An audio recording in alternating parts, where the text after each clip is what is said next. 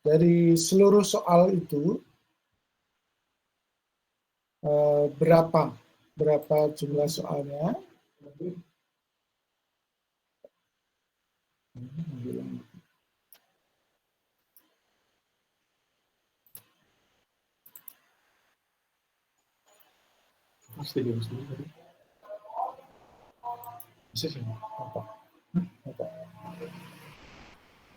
Aku dari sana.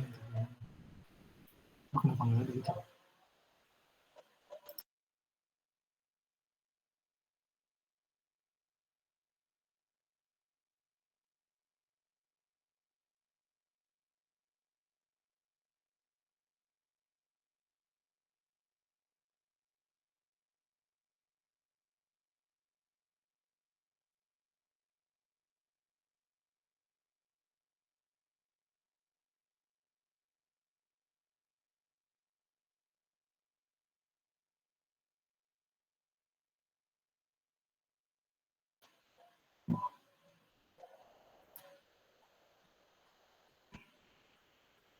Kelihatan kecil apa besar, Nak? Kelihatan Pak, saya bisa itu saya. Dibaca Pak. Bisa dibaca Pak.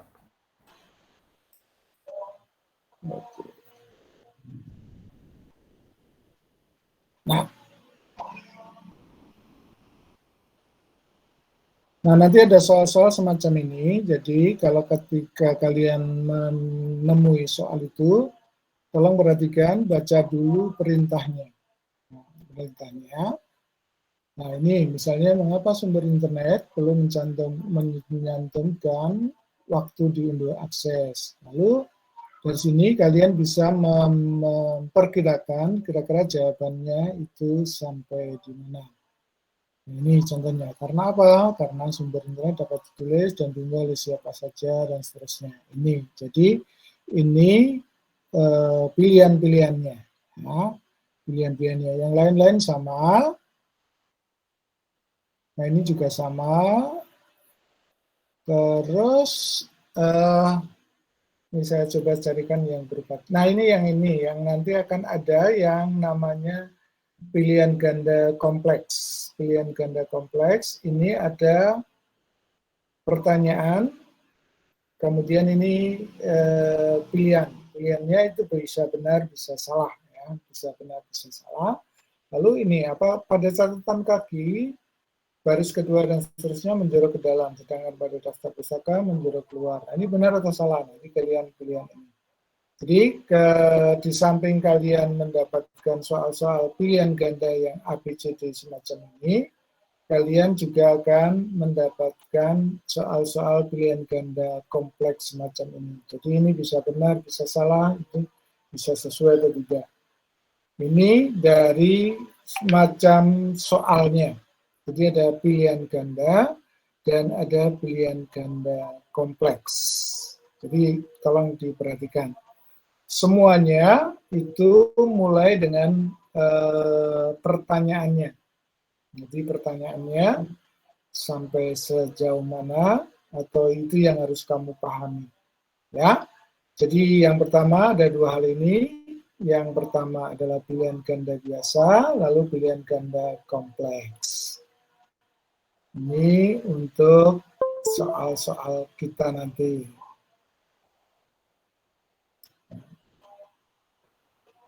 Bagaimana dengan model soalnya? Model soalnya nanti bisa model pertanyaan ini. Ada pertanyaan, ada pilihan-pilihan jawaban.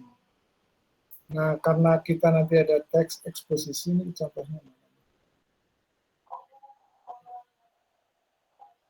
Nah, ini nanti jadi nomor 8 ini sama. Ya.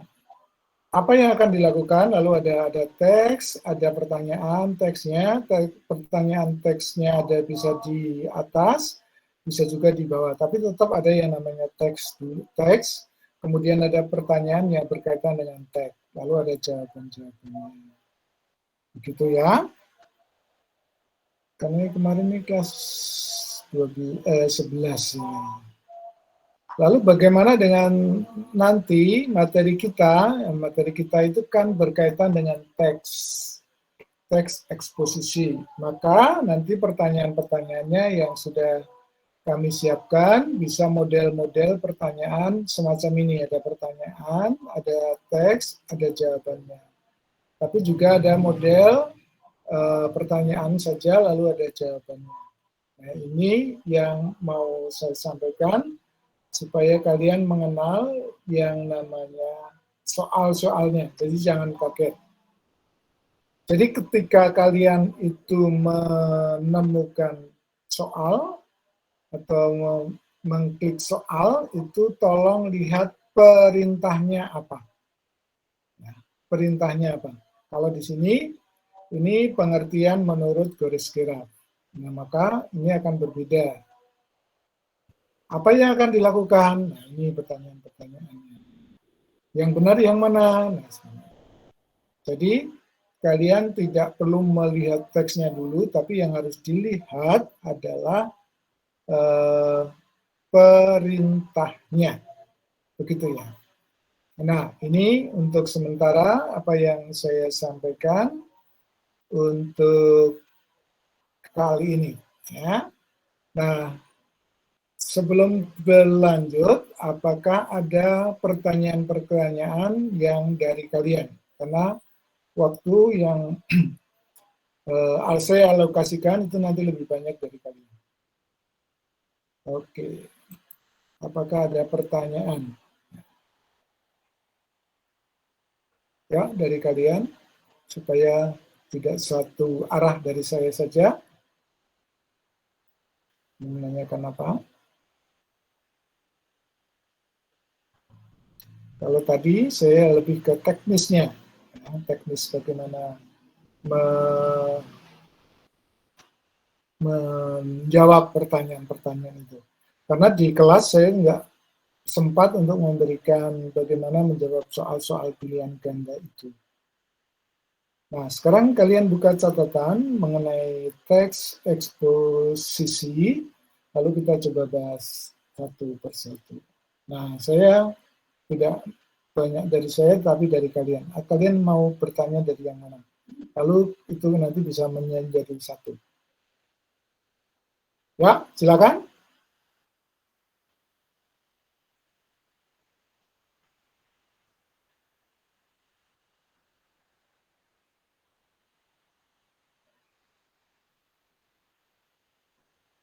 Halo? Halo, nggak ada reaksi? Apakah mendengar suara saya? Jangan sampai saya Ya, ngomong. Pak. Hah? Enggak. Tadi Bapak nanya apakah suaranya terdengar, saya mau jawab iya, Pak. Terdengar. Oh iya, terdengar. Oke, kalau terdengar. Nah, sekarang apakah ada pertanyaan-pertanyaan? Kalau tadi kan saya ngomong mengawali dengan bagaimana nanti bentuk soalnya, ini yang sudah sering kalian Pak, besok tapi soalnya nggak kayak gitu kan Pak, yang di presenting ini nggak akan banyak. Ya, kalau saya kasih soalnya, nanti saya dituduh membocorkan. Bang. Nah, itu tipe soalnya seperti itu. Nah, sekarang silakan kamu tanya materinya. Gitu kan. Jadi soalnya ada pilihan, semuanya pilihan ganda, tapi pilihan ganda yang biasa, ABCD, dan ada pilihan ganda kompleks. Itu yang kamu sebenarnya benar salah aja, dimodifikasi saja. Terus yang kedua, kamu tidak membaca seluruhnya, tapi baca dulu instruksinya atau perintahnya apa. Kamu disuruh ngapain. Nah, sekarang kita akan menukik ke soal-soalnya. Nah, saya akan mulai dari kalian dulu. Kalian apakah ada pertanyaan dulu? Sembari saya siapkan untuk yang berikutnya. Ya, silakan tanya.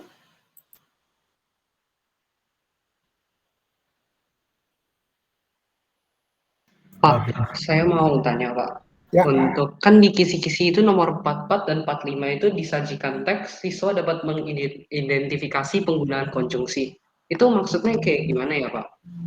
Konjungsinya itu kayak apa kita cek penggunaan konjungsinya benar atau enggak atau kayak gimana Pak? Oke. Kamu dapat dari mana itu? Itu kisi-kisi yang Bapak kirim di itu Pak, di grup.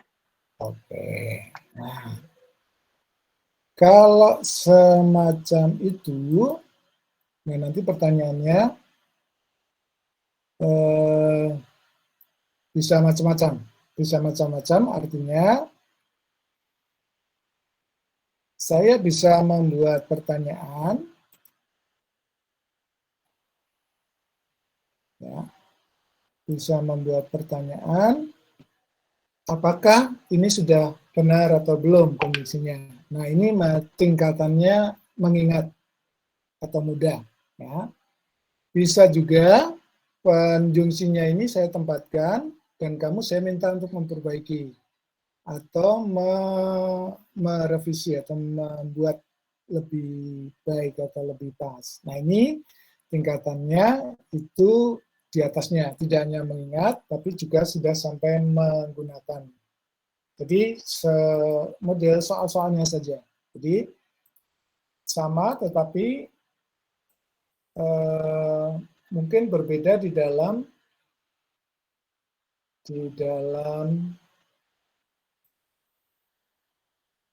apa itu tingkat kesulitannya, tingkat kesulitannya.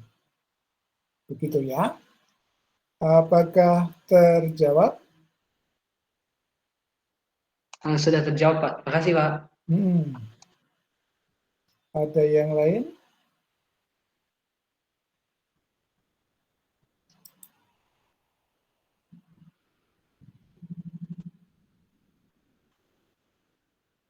Ada yang lain ya? Permisi Pak, saya mau nanya Pak. Iya. Untuk kisi-kisi nomor 37 itu kan dijelaskan disajikan teks, siswa dapat mengidentifikasi pola pengembangan, itu maksudnya kayak bagaimana ya Pak? Pola pengembangan. Ini kemarin belum banyak disinggung ya. Pola pengembangan itu apakah di dalam teks itu, di dalam penjelasannya itu menggunakan pola apa? Apakah menggunakan pola sebab akibat? Apakah menggunakan definisi atau apa gitu. Misalnya ada teks, lalu di situ ada dikatakan ada satu hal, misalnya apa ya kemarin ya saya ingat, misalnya buah merah. Nah, buah merah itu apa saja pengertiannya, kemudian definisinya apa, dan seterusnya. Nah, itu pola pengembangannya. Atau disebut menggunakan sebab akibat. Nah, mengapa kok buah merah itu ada gunanya atau berguna itu apa, sebabnya apa, ada kandungan apa. Nah, ini pola pengembangan. Tapi kalian nanti lebih ke bukan semacam, tapi saya akan ajak kalian untuk melihat ke apa masalah-masalah atau inti-inti saja dalam penggunaan paragraf gitu. Nah, apakah ada yang lain? Terjawab atau belum nih? Sudah Pak, terima kasih Pak. Oke, bagus. Ada lagi? Pak, itu yang nomor 42 itu ada kata pronomina itu apa Pak? Pronomina. Ada yang bisa menjawab pronomina itu apa? Ganti suatu kata, subjek ya kalau salah, yang kayak dia gitu Pak. Pronomina itu nama lain dari kata ganti. Oke Pak. Kata ganti misalnya saya, dia, mereka, nah itu kata pronomina, kata pengganti. Kalau yang diganti itu benda, ya tentu saja berbeda dengan yang diganti itu orang. Begitu. Masih ada? Pak, misi Pak mau bertanya Pak. Silakan. Kalau misalnya saya mencari dari sumber-sumber di internet tuh yang jenis pola pengembangan tadi itu kan ada 5 kayak deduktif, induktif, proses, contoh, dan kausalitas. Nah kalau dedukatif dan deduktif ini pengertiannya bagaimana ya Pak? Deduktif, induktif. Ada yang tahu deduktif, induktif? Deduktif itu yang kata apa sih Pak? Yang apa ya? Kalimat utama yang di awal ya Pak ya? Iya, jadi dinyatakan di awal dulu, baru diuraikan. Lalu berbaliknya itu di depan ya, di depan. Nah, untuk Indonesia itu biasanya menggunakan deduktif ini. Kalau induktif itu uraian dulu, baru kemudian kayak simpulannya dengan. Baik Pak, terima kasih Pak. Oke. Ada lagi? Oke, saya share dulu sebentar ini soal, tapi saya ambilkan dari kelas 12 yang agak kompleks. Saya nggak mau memberikan soal yang sama ya. Sorry. Nah ini.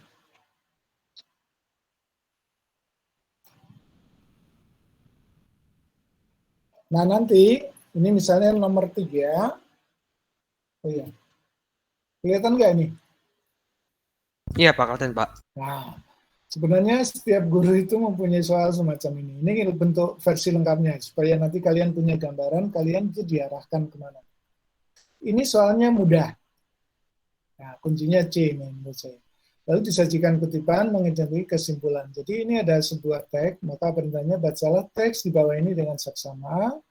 Lalu ada teks, lalu kamu harus mencari. Jadi, nah kalau kalian menghadapi teks semacam ini, yang kalian nanti adalah simpulan. Simpulan. Jadi kamu lihat ini bukti simpulan tersirat bahwa akuntansi penting terdapat pada kalimat yang mana. Nah ini kamu, tadi saya katakan, nanti kalian akan banyak menemukan teks semacam ini, lalu kamu cari yang semacam ini ya. Ininya.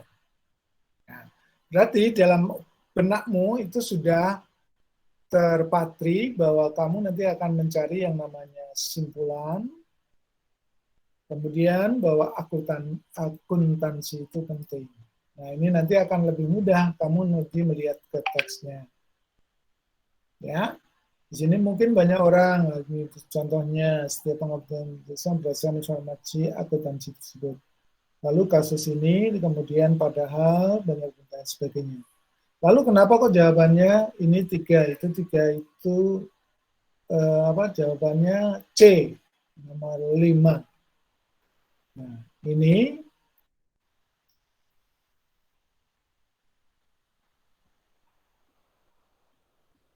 ini kan semuanya mengarah ini. Ini yang namanya induktif tadi. Ya, induktif. Jadi kamu nanti hati-hati kalau mendapati teks semacam ini, tolong yang ini disajikan mudah dan C nggak akan dicantumkan ya. Nanti yang dicantumkan ini soal, kemudian jawabannya. Gitu ya. Ini 1, 2, 3. Jadi kalau kalian menemukan soal ini, semacam ini, nanti baca dulu ininya, perintahnya. Kemudian kamu kembali ke teksnya, baru kemudian dijawab. Jadi itu langkah yang saya minta. Ini sama, ini benar atau salah, tinggal kamu pilih. Nah ini, nanti akan muncul misalnya, bacalah kutipan teks berikut, lalu ada teksnya dan seterusnya. Nanti sini saya akan ganti. Potongan atau kutipan di atas merupakan bagian apa dari teks eksposisi? Apakah itu argumen, apakah itu penegasan ulang, atau tesis? Ya. Dan nanti di sini akan menunjukkan mana dari ciri-cirinya. Maka silakan kalian nanti harus cermati lagi teks-teks eksposisi itu supaya kamu tahu ini strukturnya. Oh ya, ini saya sudah bicara mengenai struktur ini. Begitu ya. Jadi pertanyaan-pertanyaannya semacam ini. Nah, sekarang saya kembali ke kalian. Apakah ada pertanyaan?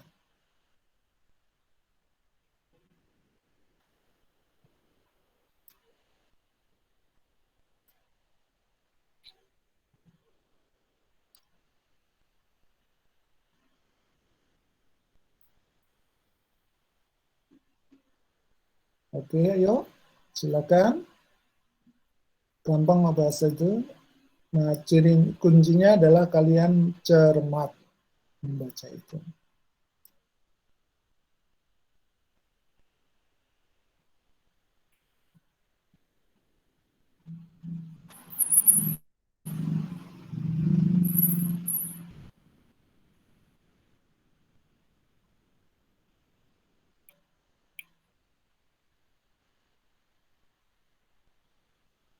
Ada pertanyaan?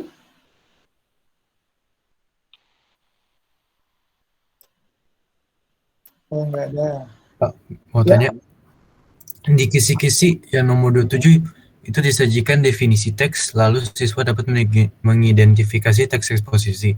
Itu maksudnya mengidentifikasi judul, topik, atau keseluruhannya? Nanti di situ ada berbagai macam pengertian. Apa tadi? Definisi teks ya? Iya, definisi teks. Nah, kan kemarin di bagian awal itu kan kalian saya minta untuk mencari berbagai macam pengertian atau definisi dari teks. Lalu yang memenuhi syarat itu yang mana? Nanti kamu cermati dari 4 hal itu. Masih ingat 4 hal itu apa? Teks eksposisi adalah teks atau tulisan, terus masih ingat? Yang menyampaikan informasi, Pak. Menyampaikan informasi yang kedua. Ini terus apa lagi? Yang disertai Sifatnya pendapat penulis. Eh? Yang disertai pendapat penulis. Pendapat penulis, terus Bersifat manipulatif atau netral. netral, bersifat faktual, Pak, dan aktual. faktual dan aktual. Objektif, Pak. Kemudian didukung dengan apa? Memberikan informasi. Nah, komponen-komponen itu ada nggak? Gitu loh, komponen-komponen itu. Ya, hal yang 4 penting itu. 4 penting itu apa lagi? Sebuah teks, ya, teks atau tulisan, kemudian memberikan informasi. Terus apa lagi? Bersifat faktual, Pak. Faktual. Terus yang keempat? Non-fiksi, bukan? Nah, faktual itu non fiksi itu. Oh. Berisi argumen penulis. Nah, berisi argumen penulis atau pendapat penulis itu. Jadi ada berbagai macam, ada yang lengkap, ada yang tidak, ada yang lebih. Nah, kamu cari 4 hal itu. Nah, pengertian dari situ.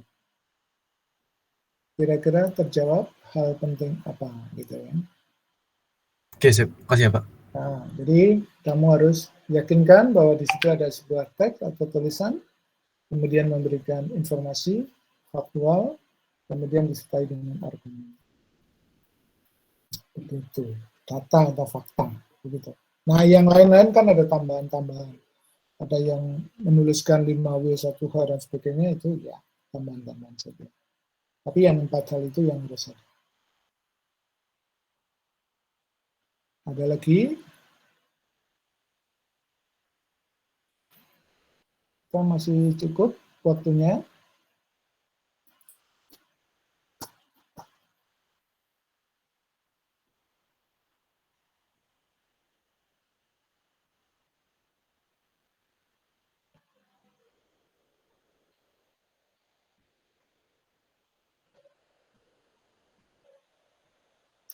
Kemudian dari Bu Pailen materinya apa kemarin?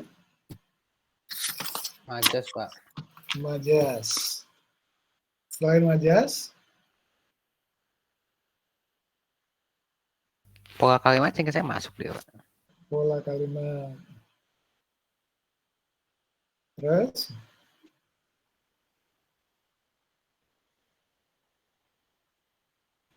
Oke. Citraan kayaknya. Dalam citraan masuk sih, tapi kayaknya itu bukan materinya, Bapak. Puisi ya? Iya, puisi, citraan. Puisi disinggung sedikit. Baik. Nah, kalau ada pertanyaan-pertanyaan dengan yang berkaitan dengan yang saya sebutkan tadi, kita bisa belajar bersama mengenai majas itu tadi. Kemarin saya dengar ketika pembelajaran itu Bu Pailen sudah menyajikan Majasnya itu apa saja, ciri-cirinya apa saja. Lalu ada titik-titik temu yang menjadi himpitan. Kalau ini jadi apa, ini jadi apa, itu yang harus kami perhatikan. Karena untuk sajian soal yang tingkatnya membutuhkan pemikiran, tidak hanya sekedar hafalan, itu pasti akan seperti itu. Ya. Nah, majas itu ada berapa bagian besar? Masih ingat? Dibagi menjadi berapa besar kumpulannya? Ada perbandingan 3 atau 4 ya Pak, saya Pak. 4. Kok nggak salah gimana? Ragu-ragu Pak. Ragu-ragu. Sambil gini, ini sambil kamu lihat catatan-catatan kamu ya. Ada 4 besar untuk majas itu. Apa saja? Masih ingat? Singgiran, majas singgiran, majas penugasan, itu ada majas perbandingan. Apalagi ya aku lupa sih. Ada yang bisa melengkapi? Catatannya lihat lagi, 4 besar itu apa?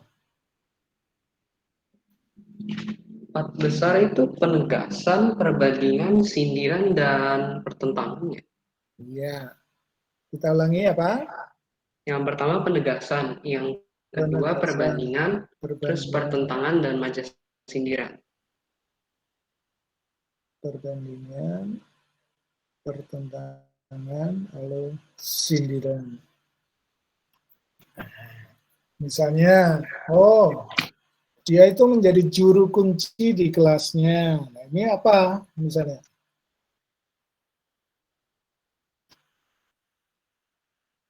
Nah, kalau misalnya, dia jadi juru kunci di kelas ini. Apa kira-kira?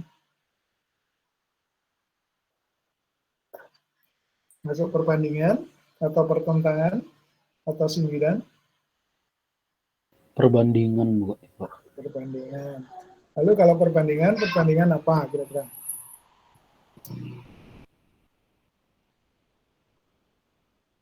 Metafora, Pak, sebenarnya. Metafor. Macam itu ya. Jadi ketika kalian mendapati majas, itu dalam benak itu yang 4 besar itu apa, lalu baru kemudian di breakdown ke yang kecil-kecil. Itu cara mengingatnya, supaya tidak satu-satu. Jadi ada 4, lalu masing-masing ada 4. Nah, kalian punya ini nggak, apa? Dari masing-masing itu cirinya gitu. Yang bisa dilihat secara keseluruhan dan mapping. Kalau nggak ada, nanti sekilas dilihat, karena nggak mungkin mengeluarkan semua soal majas itu. Nanti sudah penuh nanti sendiri. Pasti akan ada beberapa yang Bu Pauline sudah pilihkan yang familiar, yang sering, dan yang sering menjadi contoh kamu perhatikan yang digunakan oleh Bu Pauline. Terus pola kalimat yang dimaksudkan dengan pola kalimat apa? Masih ingat? Subjek, predikat, objek Pak. Subjek, predikat, objek. Oke. Kalau subjek, predikat, objek ini yang menjadi titik pijaknya yang mana kalau kamu melihat? Diajari gimana dulu? Kalau kamu melihat sebuah kalimat, yang kamu lihat pertama atau kamu cari pertama kali, itu bagian yang mana?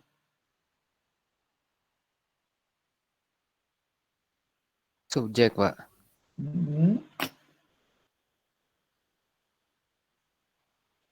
Subjek.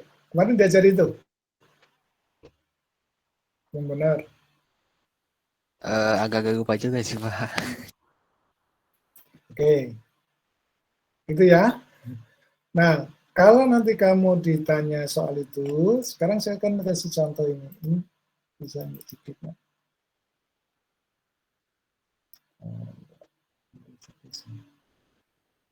Di kalimat ini, kamu bisa lihat layarnya? Virus SARS dapat menginfeksi dan menjadikan siapapun sebagai pengantarnya. Kaya, miskin, pendidikan tinggi, atau apa dan seterusnya. Ini kalimatnya panjangnya. Nah, nanti kalimat pertama ini yang kamu lihat kata apa sebagai yang pokok?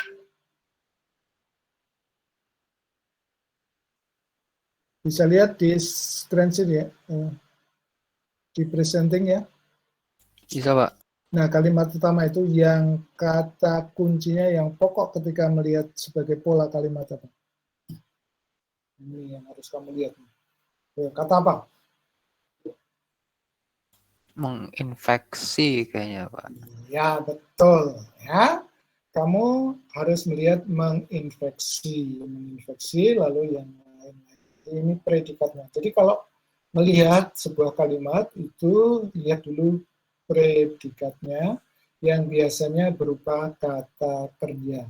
Lalu nanti kamu bisa mengidentifikasi yang lain. Gitu ya.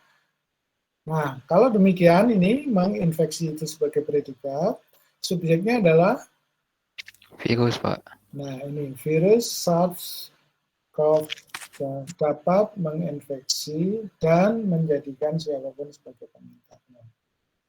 Ya.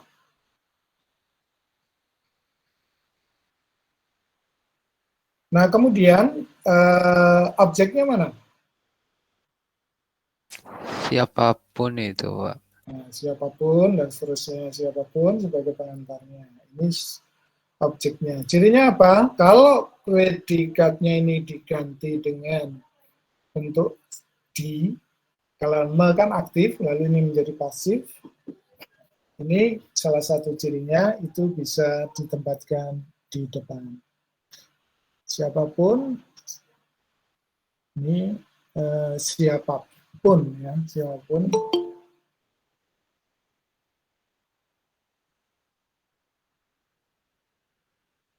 Nah, siapapun dapat diinfeksi dan dijadikan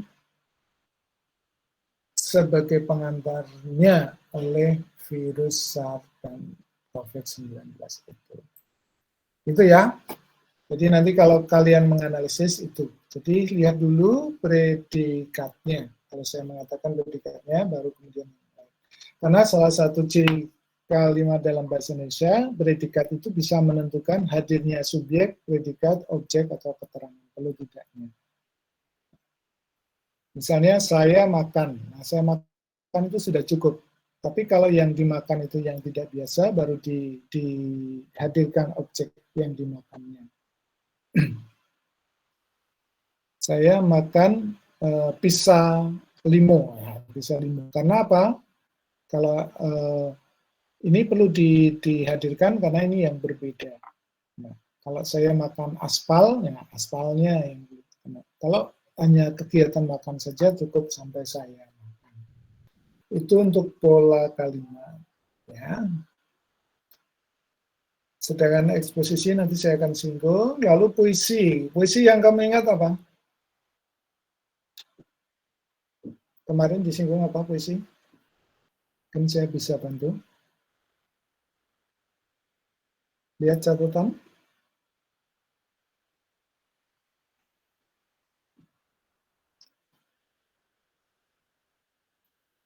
Untuk puisi. Yang dipelajari apa puisi kemarin? Karya sastra yang dibentuk berdasarkan beberapa bait, Pak. Apa? Karya sastra yang dibentuk berdasarkan beberapa bait, Pak. Dan bukan termasuk prosa, mungkin gitu, Pak. Oh, karya sastranya, bukan puisinya. Ya, gitu ya, Pak. Sudah dirinci belum untuk puisinya itu?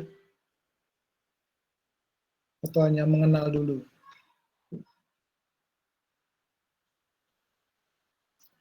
Oke, nah puisi itu penafsiran ya, penafsiran. Kalau hanya baru disinggung mengenai bagaimana pembuatannya ya nggak apa-apa.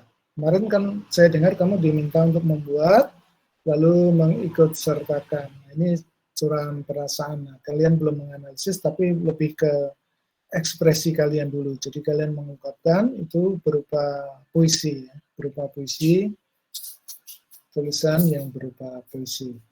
Jadi belum menganalisis puisi itu apa, strukturnya seperti apa, bunyi akhir atau majasnya yang digunakan itu apa, karena puisi itu biasanya kaya dengan pilihan kata, dan itu agak berat juga kalau nggak didasari dengan hal-hal yang bersifat karya sastra. Oke, nah sekarang umum itu boleh dikatakan saya akan buka pertanyaan-pertanyaan yang berkaitan dengan umum, lalu nanti saya akan rangkum secara keseluruhan apa yang harus kamu siapkan. Ada pertanyaan atau tidak?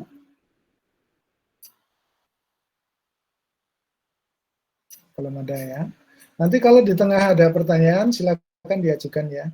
Bisa question atau langsung saja. Baik, teman-teman. Ini suatu tes yang biasa nih sebenarnya. Tapi karena sekarang pandemi, kalian ada yang di sekolah, ada yang di rumah, dan sebagainya. Untuk bahasa Indonesia, itu nanti soalnya pilihan ganda dan pilihan ganda kompleks. Pilihan ganda kompleks tidak lain adalah modifikasi saja dari pilihan ganda yang jawabannya untuk SMA itu A, B, C, D. Nah nanti, kalau di SMP mungkin kalian A, B, C, D. Kalian di SMA A, B, C, D, E. Ya. Terus ada soal, kemudian ada jawaban, lalu seperti ini sebenarnya yang dijadikan panduan guru untuk membuat pertanyaan-pertanyaan. Dan sebagian sudah saya berikan, atau sudah diberikan, mana-mana yang disajikan apa, dan seterusnya. Meskipun nanti tidak sepenuhnya itu ya, tidak sepenuhnya murni itu ya. Jadi variasi pertanyaannya, yang pertanyaan tentang konjungsi seperti tadi yang ditanyakan, tapi bisa penggunaan konjungsi yang sangat ringan, jadi hanya mengidentifikasi, tapi bisa juga untuk memperbaiki. Nah, memperbaiki itu sudah tingkat di atas, ya, tingkatnya di atas, atau menggunakan, ya, itu dari ada yang hafalan, ada yang sudah tingkatnya penggunaan. Nah, terus untuk eksposisi itu ada, kamu lihat, pengertian atau pengertian dari teks eksposisi itu, atau definisi. Ini yang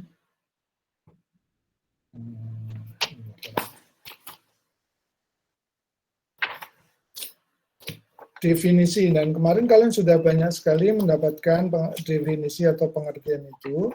Tolong diperhatikan untuk 4 hal, ya, 4 hal yang harus ada di dalam pengertian teks eksposisi, yaitu itu adalah sebuah teks, kemudian memberikan informasi, kemudian dari pikiran penulis, terus didukung dengan data dan fakta. Nah, ini yang penting untuk pengertian dari teks eksposisi. Nah, kamu lihat lagi dari pengertian-pengertian yang sudah didapatkan dari teman yang lain itu, lalu kamu coba identifikasi mana yang sesuai dan mana yang tidak. Mana yang menggunakan itu teks atau tulisan atau apa. Jadi tolong diperhatikan. Lalu strukturnya, nah strukturnya masih ingat struktur teks eksposisi? Ada apa saja atau berapa? Ada berapa bagian? 3 kayaknya, Pak. 3. Jangan kayaknya, harus mantap. Ya, 3 itu adalah Tesis, argumen, penegasan ulang, Pak. tesis, argumen, dan penegasan ulang. Tesis atau pernyataan awal, argumen itu bukti-buktinya, penegasan ulang atau disebut juga dalam bahasa Inggrisnya itu apa? Recommendation. Recommendation. Benar? Iya. Bukannya. Bukan. Apa? Reiterasi, Pak. Reiteration, ya. Sorry. Reiteration, ya. Jadi itu istilahnya lain tapi sama saja ya. Jadi ada 3 bagian. Di tulisan-tulisan atau teks-teks lain juga nanti sama, hanya mungkin namanya saja berbeda. Nah, sekarang di dalam penegasan tesisnya itu apa yang disampaikan? Kalau saya mau menulis tentang buah merah, nah saya mau menuliskan semuanya tentang buah merah atau saya hanya cenderung menuliskan tentang manfaatnya. Jadi kalau saya manfaatnya, ya ada banyak manfaat dari buah merah. Nah itu tesis saya. Atau PJJ itu membosankan. Atau saya hanya bicara mengenai PJJ. Nah kalau saya bicara mengenai PJJ, itu saya akan bicara banyak tentang PJJ. Tapi kalau hanya saya bicara mengenai PJJ membosankan. Nah, membosankan itulah yang membatasi sehingga itu disebut dengan tesisnya. Apakah harus membosankan? Bisa juga tidak. Bahkan membuat inovasi baru atau melahirkan atau membuat atau mendorong inovasi-inovasi pembelajaran yang baru. Nah ini misalnya. Nah ini nanti ada kaitannya dengan argumen. Argumen ya, kalau saya mengatakan bahwa membosankan, maka isinya di dalam argumen itu adalah ya bukti-bukti bahwa itu membosankan.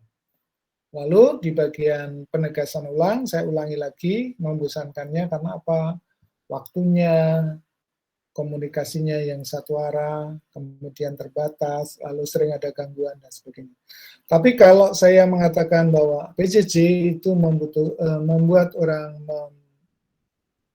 melahirkan atau membuat inovasi-inovasi pembelajaran, maka saya akan kemukakan di dalam argumentasi saya adalah, oh ya, ternyata ini ada model kreativitas seperti ini, yang berbeda dengan yang lain. Ya, misalnya menggunakan Zoom, menggunakan ini, menggunakan itu, yang tidak terbatasi dengan pembatasan tempat, waktu, dan seterusnya. Lalu pada penegasan ulangnya, saya ulangi lagi. Begitu ya. Jadi untuk teks eksposisi itu tidak mempengaruhi, jadi hanya menyampaikan saja. Baik, ini saya sudah ngomong mengenai pengertian, mengenai struktur atau bagiannya. Apakah ada pertanyaan? Sambil dilihat ya. Nah, kalau tidak ada pertanyaan, sekarang saya akan bicara mengenai bagaimana itu disampaikan. Nah, itu biasanya dalam kalimat-kalimat. Maka ada kaitannya dengan materi yang lain yang diajarkan oleh Bu Pauline, yaitu pola kalimat. Jadi, apa yang kamu kemukakan, itu dengan pola kalimat, subjek, predikat, objek, dan seterusnya. Nah, kalimat-kalimat itu disusun lalu menjadi sebuah paragraf. Dalam sebuah paragraf, ada berapa ide yang disampaikan? 2, Pak. 2 kayaknya, Pak. Ide. Ya. 1, Pak, 1. Satu ide saja. Ya, 1. Nah, ide itu dituangkan dalam kumpulan kalimat, Pak. Kalimat utama, ya, dalam kalimat utama. Jadi ide atau gagasan itu dituangkan dalam kalimat utama, dan kemudian nanti didukung dengan sekurang-kurangnya satu kalimat penjelas. Lalu dalam satu paragraf itu ada 2 kalimat. Ya. Begitu ya. Nah, kalimat penjelas itu mengarah atau mengacu ke kalimat utama. Gitu ya. Nah, sebagai contoh, misalnya Joshua mau menulis tentang tadi PJJ yang melahirkan hal-hal yang baru. Maka di bagian, kalau itu ditempatkan pada satu paragraf, disampaikan bahwa PJJ itu melahirkan atau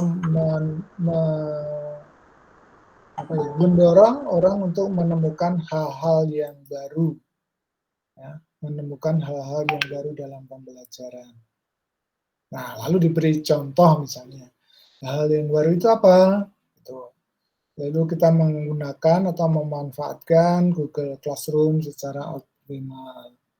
Kemudian tugas-tugas disampaikan dengan ini. Lalu nanti pada paragraf berikutnya akan dibahas apa? Nah, itu sendiri lagi nanti ya.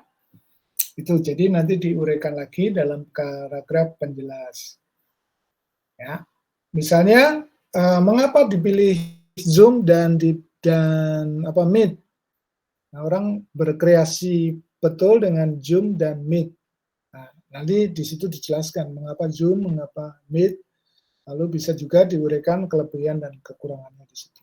Itu untuk paragraf. Jadi tolong dilihat, paragraf itu selalu berisi satu hal saja yang dituangkan dalam kalimat utama. Untuk bahasa Indonesia, sebagian besar, boleh dikatakan 95%, paragrafnya adalah deduktif. Maka nanti kamu lihat dalam paragraf yang saya sajikan, itu lihat di kalimat pertama. Itu ngomong apa sih? Nah, dari kalimat pertama itu, kata kuncinya adalah di predikat. Kalau tadi kamu sudah menemukan, yang ini adalah menginfeksi. Nah, kalau kamu sudah ketemu itu, akan menemukan yang lain-lain juga. Kalau ini saya ambil, misalnya virus menginfeksi siapapun, udah begitu, ini pokoknya. Atau disebut kalimat inti, ya, kalimat inti. Kalimat inti itu subjek, predikat, objek kalau ada objeknya. Tapi sebenarnya ada dua kalimat, dua kata saja. Nah, ini jadi ketika kalian melihat dalam satu paragraf itu tentu saja ada satu ide, kemudian itu dituangkan dalam kalimat utama. Di dalam kalimat utama itu ada kata kuncinya yaitu kata kerja. Itu yang kamu cari. Ini mengenai paragraf. Lalu kalimat penjelas itu mengacu pada kalimat utama. Cirinya apa? Tadi pronomina atau kata ganti. Di depan menggunakan siswa-siswi. Lalu pada kalimat berikutnya itu mereka. Lalu disebut misalnya PJJ atau itu. Nah, ini yang mengacu atau mengikat menjadi satu paragraf dalam kalimat-kalimat penjelas. Jadi ada ide yang ada di dalam pikiran kita, satu ide dituangkan dalam kalimat utama, lalu ada penjelas atau pikiran penjelas dituangkan dalam kalimat penjelas. Dan semuanya itu menyatu dalam satu paragraf. Menjadi satu paragraf yang padu. Itu untuk eksposisi. Untuk majas, tadi sudah disampaikan 4 bagian besar sebuah majas. Lalu kalian breakdown 4 itu apa saja. Nah, kamu pakai mind mapping itu akan sebenarnya sangat membantu ya. Ada 4 bagian, 4 kuadran ya misalnya. Di tengah ada lingkaran, lalu majas, lalu kuadran pertama itu pertentangan, kedua sindiran dan seterusnya. Lalu dari keempat bagian itu, 4 kuadran itu kamu bisa bagi-bagi. Oh ya, ini apa saja gitu. Sehingga menjadi satu lingkaran penuh majas. Nah, itu akan sangat membantu kalau kalian bisa membuatnya. Untuk majas. Jadi kalian perlu lihat contoh-contoh yang sudah ada. Apakah tadi saya sebut misalnya dia menjadi juru kunci di kelasnya. Itu metafor. Oh ya, dia sedang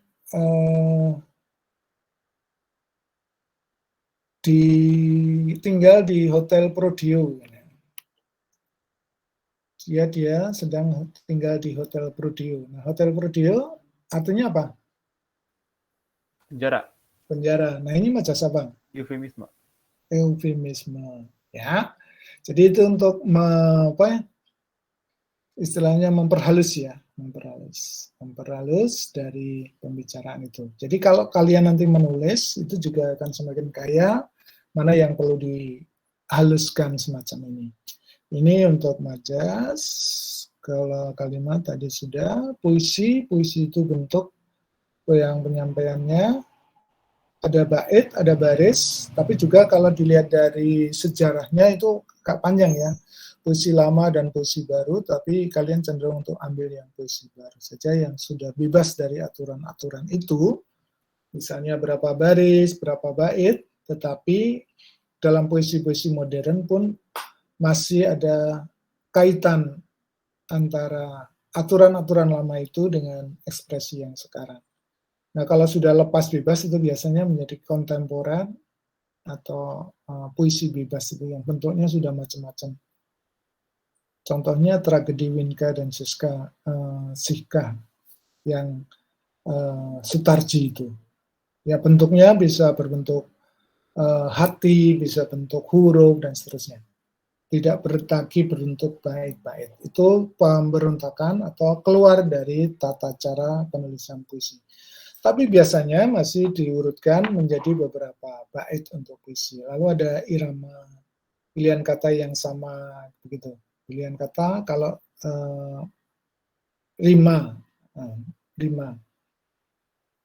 atau bunyi akhir ya, bunyi akhir dari kata-kata yang ada dalam satu baris itu.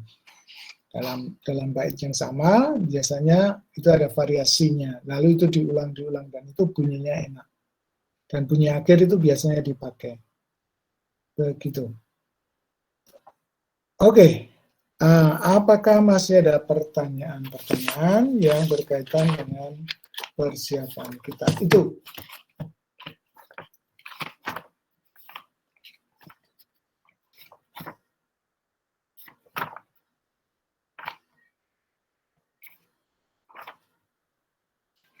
Nah, sudah? Ayo.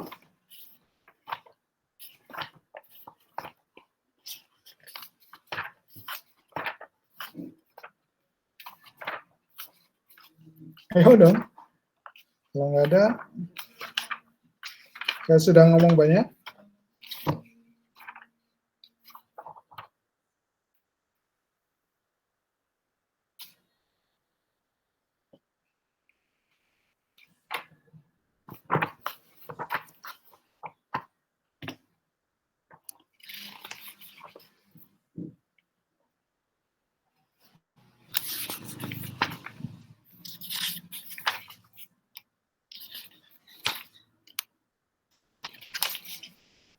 Halo.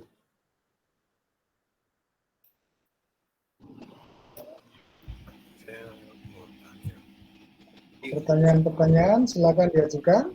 Jadi untuk soal yang majas itu berarti kemungkinan besar kita harus mengidentifikasi majas ya. Kenapa? Untuk soal yang majas itu kemungkinan kita cuma perlu mengidentifikasi majas gitu kan. Ya, biasanya disajikan beberapa kalimat yang menggunakan majas tertentu, lalu kamu diminta mengidentifikasi. Misalnya ini menggunakan majas apa? Kalau tadi misalnya dia yang menginap di Hotel Prodeo. Kamu harus ingat Hotel Prodeo itu menggambarkan apa? Oh ya itu penjara. Kalau dikatakan dia dibui atau di penjara itu kan malu, maka dia mengatakan di Hotel Prodeo. Wah ini memperhalus. Nah kalau memperhalus itu apa? Nah gitu kan. Atau tadi saya sebut misalnya dia menjadi juru kunci. Nah juru kunci itu biasanya untuk menyebut suatu peringkat yang paling bawah. Mana kemarin yang bola itu yang jadi juru kunci untuk Liga Inggris, yang jadi kuncinya, juru kuncinya apa? Kalau masih ingat? Nah, juru kunci itu yang paling bawah. Gitu. Nah, ini yang bisa disebutkan. Ada lagi?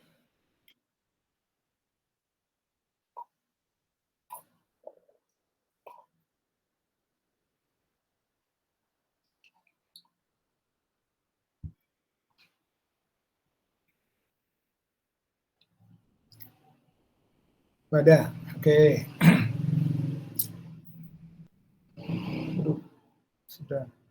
Sudah beberapa menit, tetapi begini, kalau nanti masih ada yang, saya akan masih standby dulu. Kalau ada nanti pertanyaan-pertanyaan yang mungkin malu kalau secara forum, masih saya akan tungguin makanya sampai jam selesainya kamu. Ya. Tapi mau saya katakan, kemarin saya koreksi untuk teks yang kamu buat. Saya itu kok menemukan ada hal-hal yang belum pasnya, yang belum pas. Tapi nanti saya akan bicarakan di awal itu, misalnya soal referensi. Nah, beberapa sudah mencantumkan referensinya atau diambil dari mana. Tapi beberapa itu malahan belum, atau itu menurut Anda sendiri. Gitu. Ini. Lalu yang mungkin kemarin saya belum jelaskan adalah bagaimana kalian menggunakan referensi. Maka pada pertemuan berikutnya kita akan bahas mengenai bagaimana menggunakan referensi-referensi itu. Sayangnya ada juga yang copy persis sama dengan sumbernya. Nah ini yang sebenarnya kalian harus cek lagi ya, cek lagi apakah itu ada ide-ide atau pengertian atau pemikiran Anda atau kalian hanya mengambil saja. Kalau kalian hanya mengambil saja persis sama dengan sumbernya, itu berarti saya salah memberikan nilai. Karena yang saya kendaki kalian menulis dan tulisan kalian itu dari berbagai sumber. Lalu itu dirangkum. Nah, kalau itu belum terjadi, berarti ada yang salah.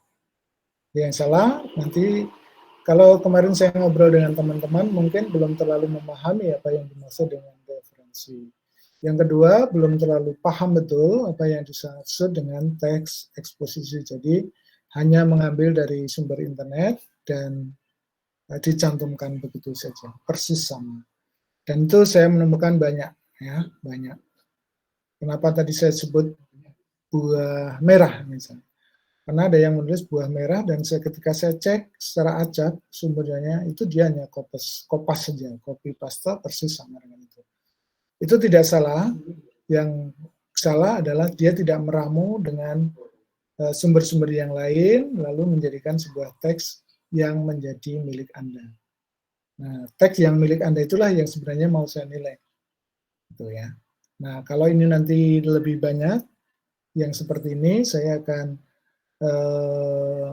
reschedule ya, ulang, tapi saya akan berikan masukan dulu bagaimana meramunya. Karena kemarin belum banyak waktu untuk meramunya. Tapi itu next ya, kamu fokus ke teks eksposisi, kemudian lihat modulnya, pelajari betul modul-modulnya itu, karena di situ ada bagaimana membedakan teks eksposisi dengan teks-teks yang lain, dari sisi kebahasaannya bagaimana, strukturnya bagaimana, itu saja sebenarnya. Jadi pengertian, struktur, kemudian bagaimana menulis, lalu ciri-ciri kebahasaan. Ciri-ciri kebahasaannya pun belum banyak dibahas atau belum banyak saya bahas. Oke, kalau tidak ada pertanyaan-pertanyaan, saya mewakili juga Bu Pauline, yang sekarang masih di kampung kalau ada, atau sudah di rumah, untuk menyampaikan ini. Nah, apakah masih ada? Kalau tidak ada, yang mau live silakan, yang masih mau bertahan dengan bertanya, saya masih akan layani. Terima kasih. Terima kasih, Pak. Masih, Pak. Terima kasih, Pak.